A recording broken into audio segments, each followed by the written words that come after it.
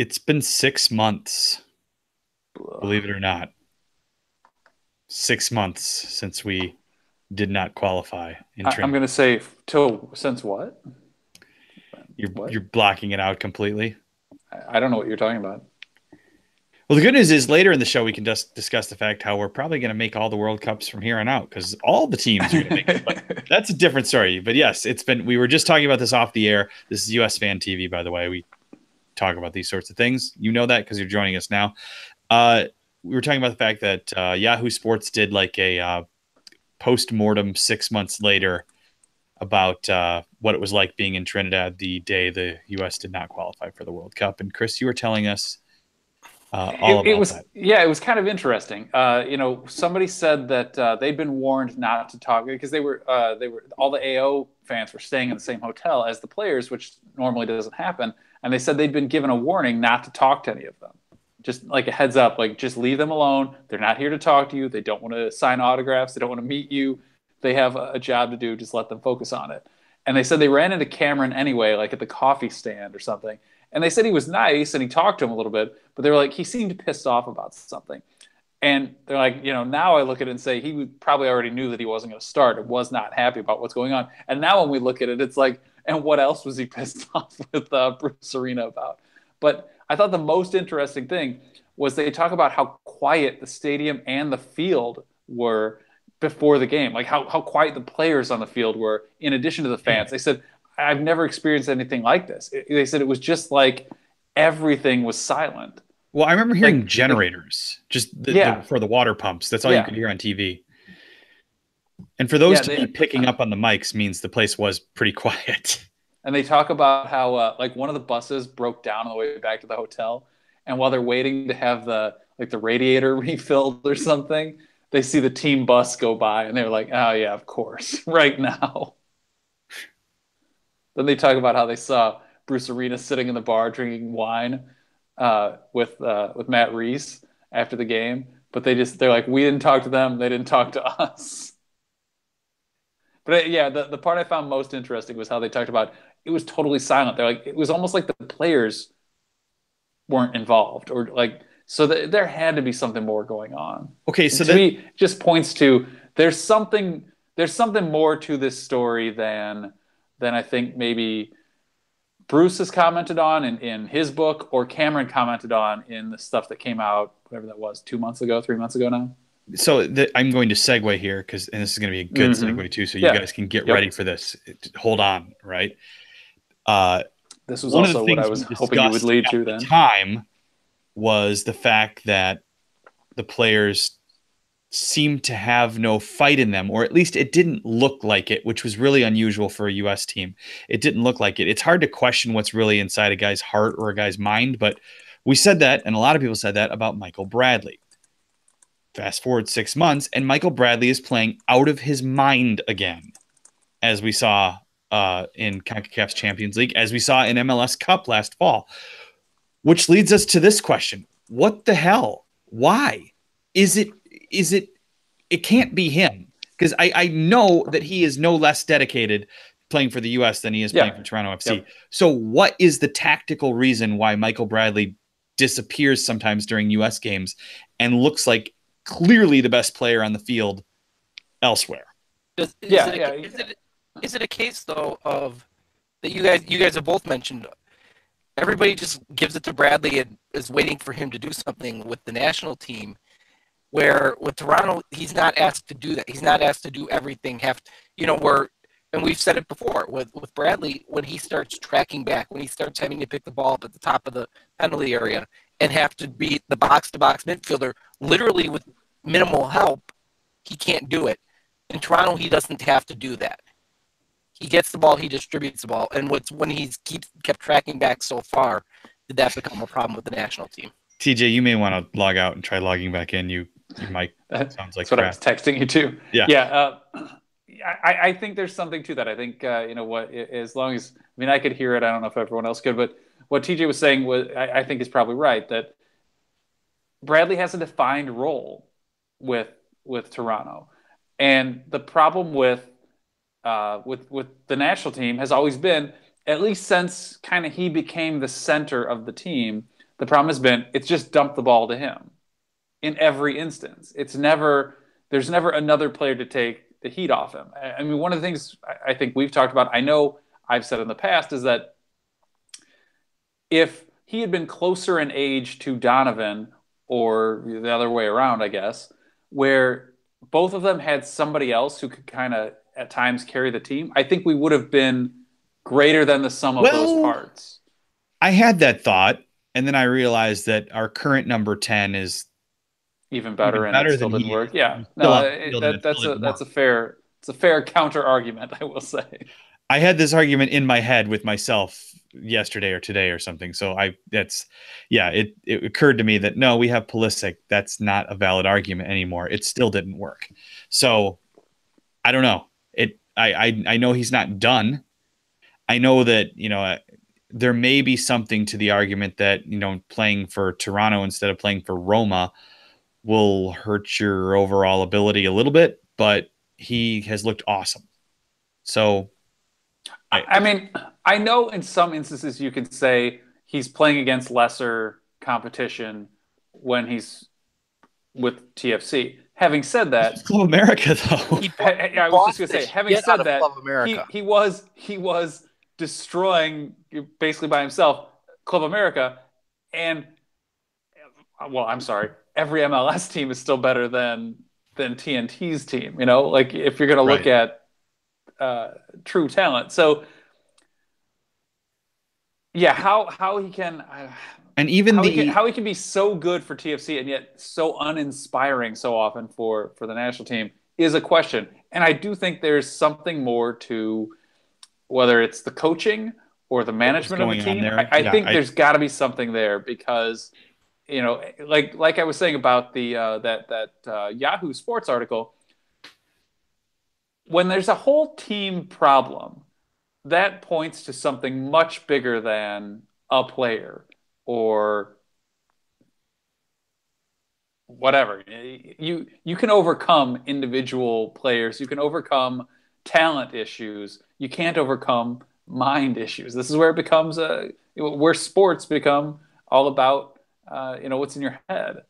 And it seems to me there's something going on there. And to some extent, maybe that's been the case with Bradley for the last 4 or 5 years now. I want to go back to a point. For the most part. Do I sound better now, by the way? You sound much better, yeah. Okay, I want to go back to, he had that, when they brought out the bomb pops for the first time, he destroyed Mexico and Phoenix for about essentially 40 minutes. Single-handedly, yeah. Looked like he should have been playing for Argentina or Brazil or something. And it seems like from really then on, as they transitioned into that World Cup, Jurgen broke him. Well, there was an injury in that World Cup too that he was dealing with. I remember, but I mean, he did have that foot injury, but and then the playing with Jermaine, as I always argued, was because you didn't know where Jermaine was ever going to be. Yeah. It didn't work, and they kept going at it and going at it and going at it, and it just didn't work.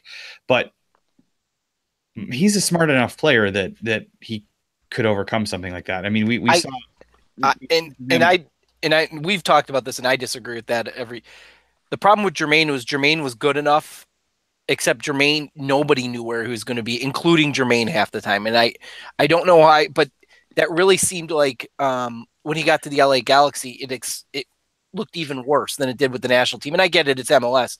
But when you don't know where your guy's going to be, you're now starting to see shadows to where he is and where he should be.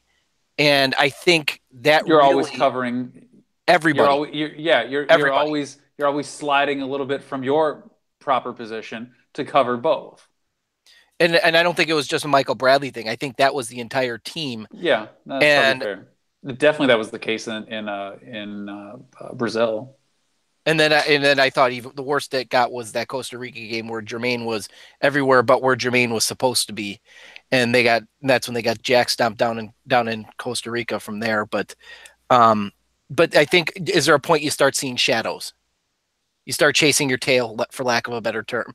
You're not seeing what you should see because you don't know what the guy I'm supposed to give the ball to.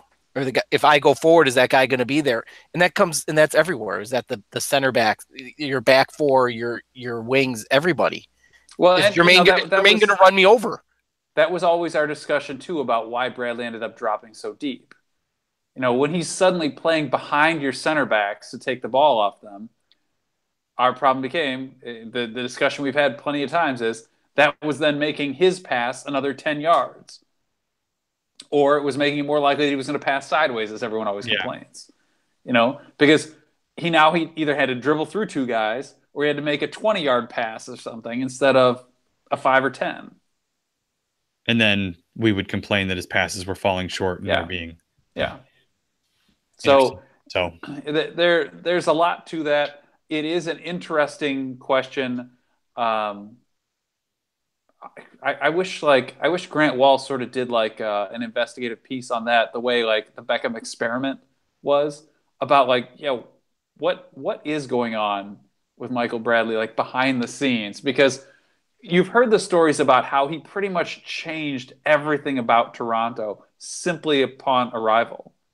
The expectations, the activity off like beyond game day, like training stepped up, their focus during games, the seriousness of the team, all these things changed. Has Greg Vanney been with Toronto the entire time with Michael Bradley, or did he come in after the fact? He came in after, didn't he? How long has he been there? And Mike, the reason there was an internet machine to tell us. I'm looking at it right now, and he came in 2014. When did Bradley get there? Around there. And the reason I'm asking, because I thought I recall, for Greg Vanney's now considered the greatest manager in MLS, except he was on the hot seat for he had one foot out the door, and then next thing you know, he's got him, a PK away from winning MLS Cup, and then going out and winning MLS Cup the following year. So how much of that can you attribute to not breaking Michael Bradley, for lack of a better term? Maybe that's fair. And then, and furthermore, Josie's a different story, because Josie relishes in, he dominates MLS because he can, where he can't do that quite as easily with the international state, but him too, he looks better with Toronto. And how much does that playing with Giovinco help? I think that absolutely helps. I do think there's a benefit, or maybe it's not a benefit, but less of a cost to Josie to play in an American league. And by that, I mean that in so much of the world, because he is so much bigger than everyone, he gets punished for his size all the time. He gets those ridiculous calls against him simply because he's bigger than the defender that he bodies up against. And the defender goes, and falls down. And somehow it's a call on him. And some of it you could say is just the difference in officiating. But I think maybe it's that Americans are larger or something as people in general. But I don't think there's the same deficit to Josie there. I think he benefits from the fact that he's not held to an unfair standard, perhaps, that I think he gets in the international game and in a number of other leagues. Maybe not when he was in England, but whatever. How often? We saw what happened when he was in England. Don't count that. So who knows? We have to take questions, guys. The people have questions for us. Oh, people have been asking since the first question. Was it a penalty? Anonymity wants to know if it was a penalty, and he specifically wants to know from TJ from the Buffon thing yesterday. Yeah, based on where I saw Michael Oliver standing, where he's seeing it, yes, he's going to see that as a penalty. Yes, it was a penalty. A soft penalty in the 96th minute, probably I can see either way with that. Red card, Michael Oliver lost his fucking mind. Yeah. Sum that up. Let me elaborate on that. I don't even like Buffon, and come on. If Michael Oliver can't realize it's the 96th minute of the quarterfinals in the Champions League, his situational awareness is absolutely stupid. That's a situation, you make that call, everybody's going to come unglued. You let them come unglued. If you're going to be ballsy enough to make the call, you have to let them come unglued at that point, because they've just fought. How much did they put into coming back from 3-0 down on the road to have that call where they know they're probably going to lose the game? You can't throw him out for that. Michael Oliver should be ashamed of himself as a referee. Get some situational awareness. Although that seems to be his problem. His technical ability is great. His situational awareness is absolutely horseshit. So that, to sum it up, yes, probably a penalty. Buffon should not have gotten a red card under any situation. I don't care what words he said. I don't care unless he came over and threw a punch at him. Would have been the only way he should have gotten a red card in that situation. Yeah, that's pretty much where I stand too. This is one of those instances, and I was actually waiting kind of for us to talk about it here. Where I was going to say, I think the game would have benefited from something like the way basketball and hockey do the refereeing, which is to have two officials that kind of do like half the playing area each, and you play opposite each other, or you cover opposite each other. So like as one moves forward, the other's moving back. There's always, you're much closer to the ball. I think in this case, by his positioning, of course it was going to be a penalty. It's a push in the back and a kick like in the gut, basically, by the way his leg comes around. So there's definitely there's two fouls there, really. But if you had a second referee who could maybe be, I don't know, closer to like seeing the play directly, or like head on with it, level with it somehow, then maybe you get a different call. Well, but if you're keeping the diagonal the way it was, the way the diagonal is set up, he was on the diagonal. He was the one closer to it. It wasn't like it was closer to the assistant. That was his side of the field. He was where he should be. So his positioning wasn't the problem. The call wasn't the problem. Where if he's positioned where he should be, he's going to see that as a penalty every time, just from the angle he's going to be at. He's not going to see something different. I saw somebody, Ivan said, the Mark Geiger of the Champions League. Yet Mark Geiger's still doing the World Cup. I wonder, and Oliver not as much, but is there a point with like Geiger specifically? Now, Geiger's had some absolutely horrific games. Every referee does. I mean, you can say players do as well. Do we hold Geiger to a higher standard? Like because he's done the World Cup, do we expect him to be perfect every time, to make everything? And if we don't see it if he doesn't see it the way that soccer Twitter does, for example, oh my God, he's the worst referee of all time. There's a reason why he gets those games. He's still really good. His technical ability is fine. Doing a Mexico match in the Gold Cup, but well, that's another story. Like I said, everybody has their nightmare games. I mean, everybody has their price. Everybody that too. And I mean, I played soccer for years with Chris. I don't remember him ever having a good game. So that said, so Geiger to have one bad game versus great. Chris. Yeah. Great. How is Clattenburg not in the World Cup? Is it because he's doing games in Saudi Arabia now and that's just not good enough? Didn't he get too old? Didn't he get too old? Well, he's like 40 or something, isn't he? I don't think he's that old, yeah. There's a point where they can't do him anymore. But he's younger than Howard Webb of Lies. True. But which does bring me, Pat, could you mind if I transition this one into the refereeing for the Club America Toronto game? Yes, please. Who came from Uzbekistan to do that game. I don't know if it was the entire crew or just the center referee. It's amazing when you don't have a shitty CONCACAF referee that's not from the United States or Mexico does a top flight game, what it looks like, how it should look. So what you're saying is you like... Very nice. Uzbekistan, not Kazakhstan. But yeah. But yes, I actually did. It was amazing where you have a referee that's used to doing a game at a top level, wasn't intimidated by anything, and didn't buy into any of the bullshit from Club America or from Herrera or anybody else. So yeah, I was really impressed with that game specifically. Yeah, and then and then I'm gonna quickly touch on the Chivas Red Bulls game, and then I'll let Chris go off on that because I know this will be fun to hear. Everything I hate about all the things with the Mexican Liga MX were on full display in that game. It was absolutely the worst. The only game I can think of that can be compared to it was when I think it wasn't at Atletico Madrid and Real Madrid, or was it Real Madrid and Barcelona were playing that, were doing it to each other the entire game. I mean, but Chivas's gamesmanship was absolutely horrific. There should have been they were doing it from like the kickoff, having the defender take the goal kick. I mean, just when you're getting calls for time wasting in the first, what was it, like 15 minutes, 20 minutes, whatever that was. Come on. Frankly, if you're getting that, there should be a red card by halftime then. I believe Chivas is going to beat Toronto over 2 legs because I believe at least one of the legs will devolve into something like that. I And actually Chivas will, that's no matter what level you're playing at. If a game becomes a shit show, the Mexican team thrives in the shit show. And so I think they'll win it. I really do. I think they'll maybe get under Bradley's skin or who knows what they're going to do, but it's going to work. I think it will work. That's my prediction.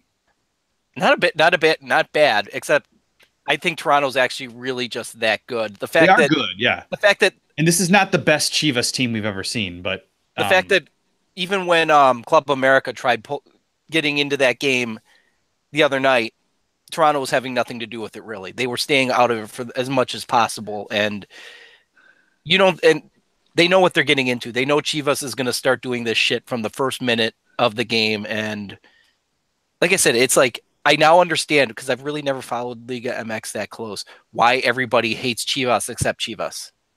I get it now. There's so a reason why everybody hates Chivas. Yeah, I mean, it's like the Italian league, basically. It's like Liga MX is like pro wrestling mixed in with soccer. Like, it's very theatrical. It's very entertaining. That's fair. By the way, guys, I find entertaining, but I looked today. Not when I hadn't heard anything. Chivas. Apparently, Landon hasn't scored. He's got 2 shots his entire time at Leon. So I'm like, has Landon done anything? Didn't he score? But I mean, he scored against San Jose, I thought. Yeah, he did. Actually, he did. Yeah. That's true. Yes. But that wasn't real. I will give zero anonymity any more credit. At the end of 2018, Chris will have worked us up to 10 refs, all wrong, according to him. It would be, yes. Well played. Well, the day that Chris agrees with the referee, you might want to check for hell freezing over.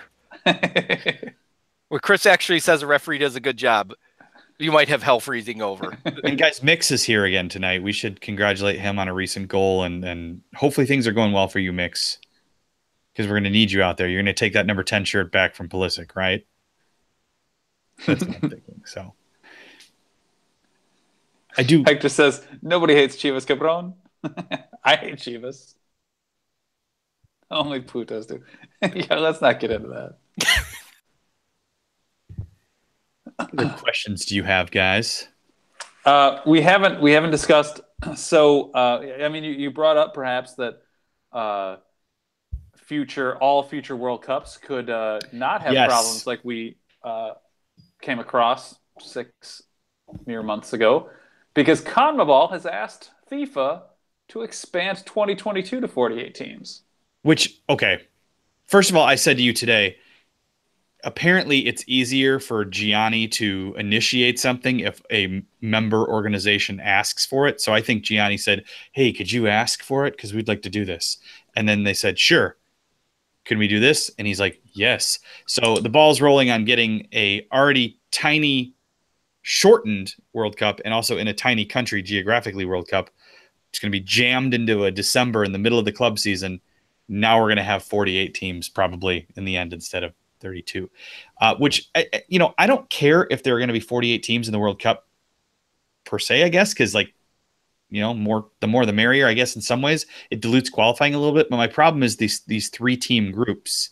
I hate the 3-team groups. I hate that the last game will be, the teams will be able to conspire for the result if they need to. So if we can't get that worked out, then I don't want it, but we're getting it either way. So there's more money involved. Yeah, I mean, people are talking about the Paraguayan president, and he is technically, it's not is it the president of Paraguayan's FA? I know he's Paraguayan, the guy who's the president of CONMEBOL, but I don't. Can you be both? I don't know. I'm not sure. So some of it may be. I guess you could see it on a smaller scale as someone from Paraguay trying to make sure that their country can make the World Cup in the future, because much like why we played a couple weeks ago, they're not in it this summer either. Yes. Having said that, small footballing nation. Having said that, call me a tinfoil hat here, but I don't believe FIFA does anything without some kind of larger scam involved. So I suspect that the move to 48 teams there's something else behind this, and that's that Money. either, well, yeah, of You course can it's sell money, more tickets and advertise on but more games. my guess though is it's about more than just adding teams to the tournament. That perhaps this is a way of forcing FIFA to move it from Qatar, or it's a way to force them to do something. So maybe the teams, maybe this changes the votes for 2026. That if they bounce it from Qatar, where do they go? Maybe they go to the U.S. and they can give 2026 to Morocco, and their fight goes away. All these issues that they have right now, or maybe it's that they all pocketed. Well, the old regime pocketed all the money for 2022. These new guys want more money now. And where are they going to get it? Well, now we got to find a way to get new money out of this World Cup that we've already given. So if we find a way to have to move it, we can force someone else to pay a bribe. So now we can get paid twice. Holy shit, I think we might have hit rock bottom. Chris has a conspiracy theory I actually agree with. Is that possible? I think you've agreed with some of them before. But yeah, so I just suspect that this has much more than simply adding a few more teams to a World Cup behind it. Otherwise, CONMEBOL. Well, I shouldn't say otherwise. To start to continue with my point, CONMEBOL's already had some rumors about how they may be voting for 2026. So they already have things that they're perhaps working or have in mind. What do they care overall? I mean, while sure the president, which could mean that maybe there are kickbacks going on. We know CONMEBOL isn't a very clean conference either, much like Concacaf. None They're of them completely are. crooked. I know none of them are, but we have two, like North and South America have two of the worst. Maybe next to Oceania or something. We're bottom of the barrel pretty much. But so yeah, there could be something going on there that it's just Paraguay trying to get themselves in. My suspicion though is that there's just more to it. Anonymity's on Oh fire. my God. We cannot repeat what anonymity These is are the sharing. things that we text to one another that we don't actually say on the show. You're right there with us. Anyway, yeah. So my suspicion is just that this is all a FIFA scam to somehow force new bribes. Oh, Landon whether did it have be a that PK goal in the whether cup it be last that night. they can go, see, we helped everyone by removing the World Cup from Qatar, and everyone can be happy now. And oh, by the way, who's going to pay us to get it? Or maybe there's more to it in terms of like votes being sold already for 2026, and their way of getting around it is, well, we'll sell our 2026 vote as long as you can have 2020. I don't know. But what does Qatar do then? I Are don't they know. Who just cares? left with all these construction projects that they've got going on? Who cares? There's probably going to be some legal. I think Qatar can find a way out of that problem. Maybe. They'll just pay those same slaves to tear those buildings down. And by pay, I mean kill them. I think for Qatar, it means that they'll be told, hey, we'll expose every one of you that was bribed and kicked back. And, oh, by the way, we'll drop you off in the United States so they can prosecute you while you're at it. So, I mean, Qatar, there I are a think, lot of issues. If it does expand, there are a lot of issues for Qatar. One being that they've already, yeah, like Pat said a few minutes ago, they've already agreed to play it within 28 days, which isn't that much shorter than a normal World Cup, but they're compressing it because because it has to be played in winter. So you add more teams, that's just more games you have to try and squeeze in, becomes more problems for logistics. The other being they only have 8 stadiums. FIFA said they want 12 if you're going to host a 48 team World Cup. How are they going to get those other 4 stadiums? Where are they going to put them? So, Saudi Arabia. I mean, whatever. Well, the problem becomes, sure, they don't get along right now, though. Yeah, Qatar for the last year has floated the idea that, oh, we're willing to share this World Cup, but everyone else in the Middle East hates them and doesn't want to take part and wants them to lose the World Cup as well. So I don't know. I suspect there's more to this. Well, whatever happened, I just think it's an opportunity to make more money. But if it means that we end up with a World Cup 4 years sooner than we thought we were going to, great. That's I don't think it should be there. I hate the idea that it's in the club season. The heat, I guess they can mitigate that, hopefully with air conditioning or something. But I hate the fact that the World Cup's not in June and July. Whether you call that summer or winter. I know we've had winter World Cups when they're in the Southern Hemisphere, the last couple, but those are the months in which I prefer a World Cup to happen. So it's easier. It's easier for everyone. Yeah. It's hard when countries like England don't take a winter break.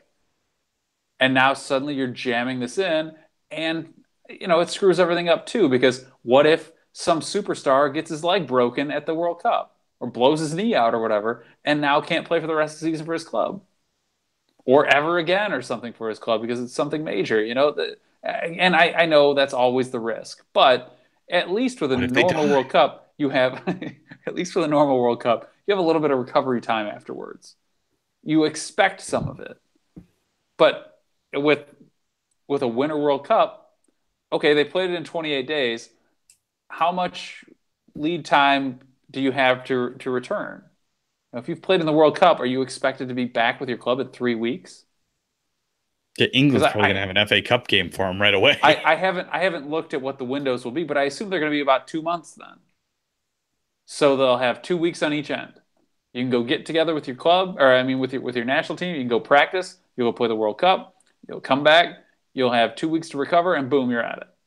And hey, they'll get real nice summer breaks, or probably be another tournament to play then. But whatever. We're totally off topic now. We can move on. As people have been talking about, is TJ watching porn? Are you watching porn, TJ? Nah, I'm watching our ugly faces on the other screen. It's kind of porn. Kathy Carter has resigned from some and will be leaving actually tomorrow. But from the sound of it, she never really returned after taking a hiatus or a leave of absence, whatever, during the election. So I don't know that the quick departure is as big a deal. But it is interesting that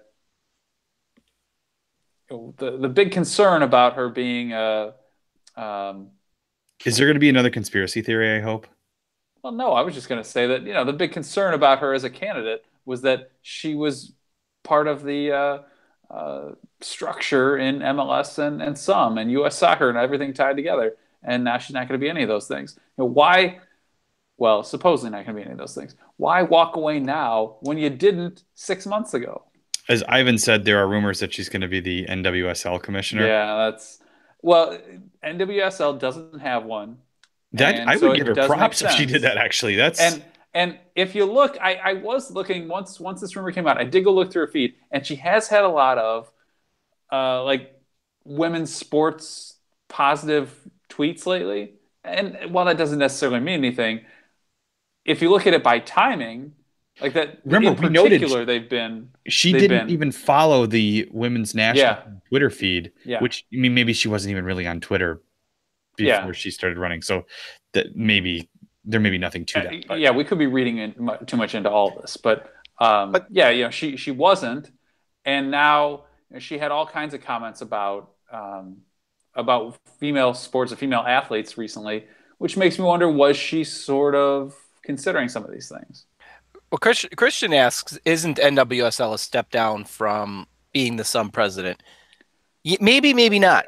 However, if there was a group that could actually use some at this point and would have a positive gain from it, it's the NWSL. They need to have it might be more interesting. Yeah, it might be a more interesting job to her, and then a lot of people gave her a lot of grief when she was running for U.S. Soccer president. Well, when you figure she's been with some in MLS for like 20 years, she has a long track record there. This is something, if she did go to NWSL, it's something to kind of build. You can sort of make this your own. Once the gears are kind of in motion, maybe you could say that a lot of some runs itself at this point. The ICC is going to have women's teams. Or more. Have you seen that? The ICC is going to have a women's team or 4 teams or something like that involved in the, when all the men's teams come over here and charge.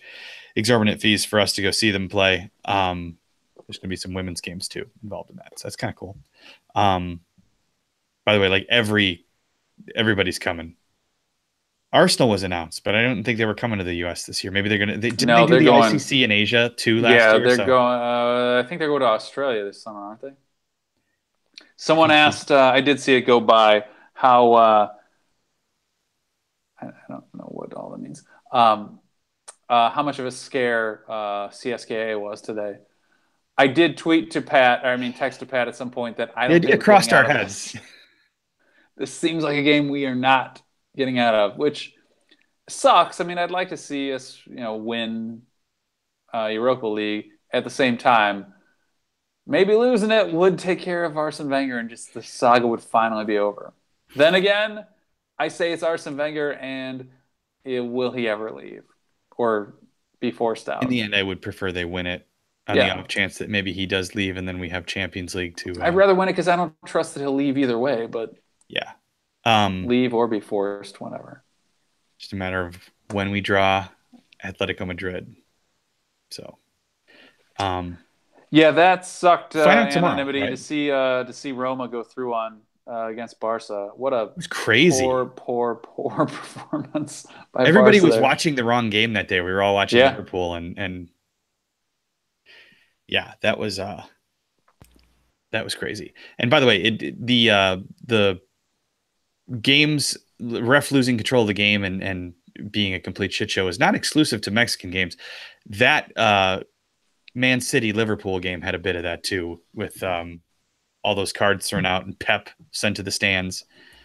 Yeah, that was crazy. But unfortunately, that was one where the referee crew, and I don't know if they can use VAR on, they got that wrong. That should have been a goal. So again, now Pep losing his mind. Absolutely. Pep losing his mind is a lot more justified. Right.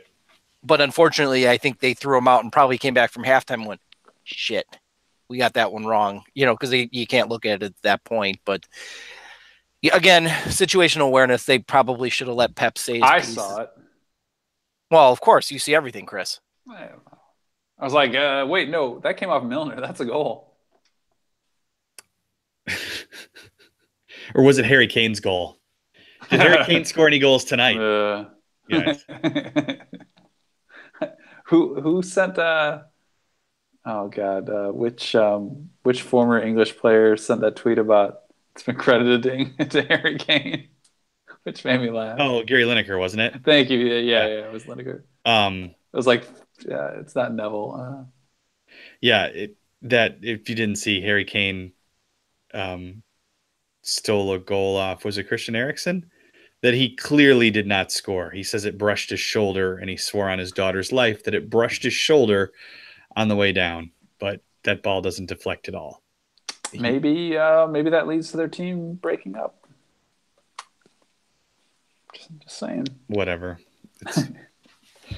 In good news for the U.S., Bill Hamid finally got a run out for his club in Denmark today. So it's positive to see since it's been a few months and we have wanted to see him do something. The travel situation in Denmark has to be considerably less than it was in MLS for Bill. He's got to be excited about that. But it's also in 30 minutes. I would also say the thing with Denmark is it's really fucking cold, but it has been here too, so it's really not missing much that way. If Denmark could just get around the calendar of the rest of the world, do their fall spring thing, and come on, Denmark. And Aurora Borealis, a 4th division team here in Illinois, was throwing shade at the Section 8 Chicago, the Chicago Fire Supporters Group, basically saying, because the Section 8 was saying, hey, the Fire sold out against LA Galaxy this weekend, and the Aurora Borealis Twitter went nuts saying, because a bunch of people want to watch a washed up 36-year-old who can't hack it in Europe anymore, instead of supporting local soccer and here, because MLS doesn't, and then it went into ProRel. Turned into soccer Twitter. I would rather watch Zlatan, and for the record, he may be old, but I'm sure he can still hack it. he could hack it in Europe. Yeah. So yeah, no, I Who else on any of the on either of the teams in that discussion? Who else could possibly? Well, any of the teams, I guess you could say, since it's at least 3 now. Any of the teams in discussion. Who else amongst them could be playing in a World Cup this summer? Well, the one Fire player, not one. I suppose, I guess you could say, in theory, Schweinsteiger could. He won't, but in theory he could. But there's only one guy who realistically on any of those teams could be playing, and if he chooses, will be playing in a World Cup this summer. Will either Dos Santos go with Mexico? was gonna say they will. Oh, Right? that's a good point, actually. That's a good point. I suppose, yeah. Yeah, you got Dos Santos, you got Vela. Oh no. Vela would be LAFC. Never mind. Yeah. Ashley Cole, they won't bring him back. No, he's not now. Oh, yes. Anonymity. Christian. Pulisic's goal. Oh, yeah. Was it a cross? Yes. Or was it a shot? It was a cross. But it was one of those crosses where you just fire it at the back post and hope for the best, right? It was a Schross. That was the best. I think he'll take it. But you could tell by the way he celebrated. It was just kind of a, oh, yes. Well, he pretty much admitted later, too, right? I mean, yeah. It was a beautiful goal. Yeah, it was awesome. I mean, like inch perfect, but not where he intended that ball to go originally. Or did he? Wow. Or did he? Poonslayer. When's the last time he's been here? Still one of the best names. Yes, it is. Yes, it is. The Aurora Borealis thing, to kind of go back to that, because it just absolutely fascinated me. When I first read through it, I'm like, is this somebody who forgot to switch over his Twitter feed to his personal account? But then he came double down today and said, oh, no, we meant to say that. Yeah. If you're a team struggling to draw people, and I've been to several games for the Aurora Borealis. I'd never even heard of them. Well, exactly. They play in the same league as... They do play in the same league as Bavarians. True.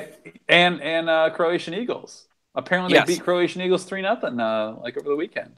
Yeah, that was like preseason games or whatever. It wasn't one that counted. I've been out there. There's maybe a couple hundred people, which I guess it's at a private high school football stadium. It's Moosehead, right? Mooseheart, whatever it is. Mooseheart. Yes, it's a decent stadium. CJ Brown was their first coach. However, that all said, is that the way you draw fans in, is by giving the most supported team in the area the finger and telling them that all their fans? I don't get that. And there's a couple talking about them though. I mean, as I said to both of you guys earlier, like I think it's pretty well known that I enjoy a little bit of so-called banter amongst teams, amongst fans, on Twitter, whatever. So you're known for that. But all in all, this feels like one of those, what's the Twitter feed, like ice cold takes or whatever, where they come back like 5 years after someone's tweeted something and then they like find it and they bring it back later when, oh, now the opposite is true. This seems like one of those things they'll bring back in a few years when like the Aurora Borealis have folded or something like that. And they go, oh, look at this. I said no one would go to Atlanta United matches on this show, I believe. If somebody wants to go dig it up, I don't know what episode it was. I was pretty confident that no one would go to Atlanta United. That's there's my contribution. That is your ice cold, freezing cold. I think it's freezing cold takes. That's about the worst take I think I've given, and I've given some pretty bad takes. So I know someone complained to us, but I will stand by. I think South Florida fans are the worst. So I've gotten the complaint a couple times because I keep saying it. And they've said, we're not bad fans. And I don't know if I've ever responded. So I can't remember who said it. How many teams have died in Florida? I know. Well, I'm sorry. When the Heat were stacking the deck against the NBA, and they still they were giving away tickets just to sell out playoff games. And Derek, and Can they float? Can they fold the Florida Marlins or Miami Marlins or whatever the hell their team name is now? They basically do every time something good happens. Success! Boom, gone. The Devil Rays, too. They're just the Rays now. Oh, whatever. Shows how much I care. Yeah. Chris, oh, by the way, the only reason why we're talking about the Aurora Borealis thing is because I happen to go to games. Otherwise, I wouldn't have given a crap about it because I've seen that with other teams that try to do that on Twitter and attack the, whoa, look at us in the lower divisions. We should have Bro Rel and we need all that. Yeah. Man, I need a drink if we're going to do that, and I can't drink right now, so. To my knowledge, Robert, no local media have messed up Zlatan's name, but I haven't seen. But there hasn't been coverage yet. Wait until Saturday. Cover them. Really only watch my wife's show.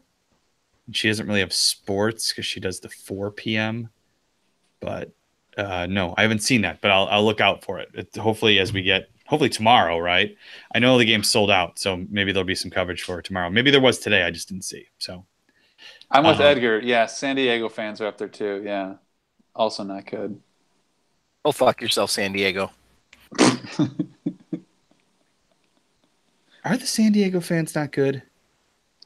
Can anybody actually think of San Diego without thinking Ron Burgundy anymore? No, it's impossible. Wales vagina. Didn't they get about 20 grand for a U.S. men's national team game a couple years ago, maybe? Well, they were at least trying to, like, that was to sell getting an MLS team. So I think they did have a decent turnout, and it was right after the Chargers announced they were leaving, or was it right after they left? I don't remember. So I think there were a few things kind of playing to their hand there, but in general, Chargers didn't do great. Padres, look at the stands. Granted, neither team is. You can say what you will about their divisions, whatever. I don't think either team has truly ever been that great. I don't often say nice things about Missouri, but we went to the very first qualifier of the entire qualification cycle against Vincy Heat at Busch Stadium, and it was sold out. And that wouldn't have happened in a lot of other cities, even cities vying for MLS. There is a very long history of soccer support in St. Louis or the St. Louis area. So that may have played to some of it. After all, that's why I grew up a soccer fan, St. Louis. Days away from my 41st birthday. It is true. Oh, that's yes. I don't like saying that number, but I've always number everybody soccer was my favorite sport. Has been my favorite sport my entire life, and it's because I grew up in St. Louis where it wasn't. It was common. Like everybody played soccer. That you say that. Even doing before... an internet show now about soccer, it's surprising to hear that you like it. Amazing, yeah, amazing. Guys, I think we've hit the end of the road. Apparently, I yawned. You did. So let's talk about yawning during a show, Hat Guy. I was going to ask you guys about Tony Robbins, then his great ownership of LAFC, but I don't think there's really much to. Are they going to cut him out now? So that'll take them down from. We don't need you. That'll reduce their number of owners from 600 to 599. Yeah. I will say the Concacaf Champions League leg 1 of the final is next Tuesday night at 7:15. We go on at 9:15 Central Time. I think I have my times right. We would go on at 9. So maybe we would go on at 9:15 after that. Or maybe we push the show to Thursday. I don't know. We'll probably decide Tuesday of next week. So, but I would say if I'm able to watch a good amount of that game, I could go on the internet and talk about it. But there's a decent chance I'll have to DVR it and watch it later to have any kind of opinion on it. Or maybe we'll just show up and I'll let you guys talk. I don't know. We'll figure it out. Let us know what you guys want. We do the show for you. Christian wants to know how TJ got into soccer, and they want to know what we think of Man City this weekend should they lose to that North London team. I don't. Who is Man City playing this weekend? Somebody, another team, right? I guess. Tottenham. Are they playing Who? Tottenham? Who? If that other team scores, does it go to Harry Kane no matter who scores it? Yes. For the record, I know how to say the name of that team. I just deliberately did it correct for the person who's going to write. The American said it wrong. I don't know who they are, so I couldn't tell you. To answer the question, then we'll let Pat do the summation and talk about how we hate Snapchat, even though Chris actually has Snapchat, believe it or not. And you can find him on Snapchat. Chris has. I don't think you can.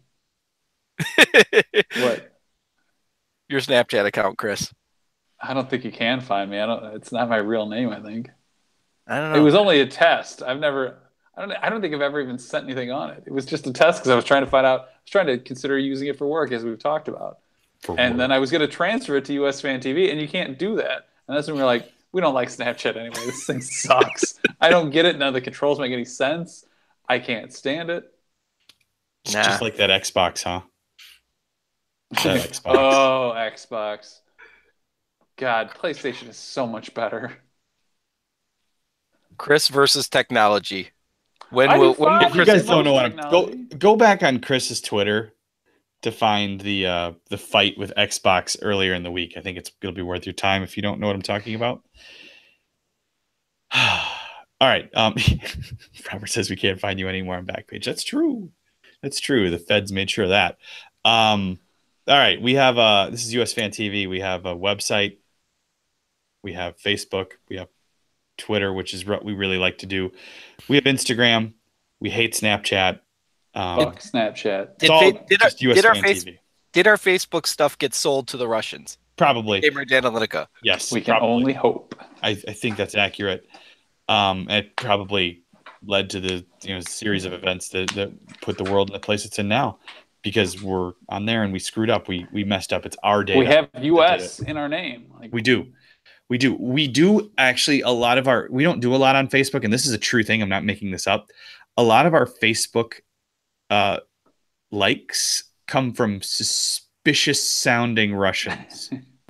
They're not like, I could tell I know who a lot of you guys are who like us on there, and we thank you for that. But as you guys know, we do a lot more on Twitter, so that's the place to find us. But we're getting a lot of these like, oh, a new like. I haven't put anything on Facebook in a while, and it's like, oh, Yevgenia, huh? Nikita Boleshkaigra says. Interesting. Okay.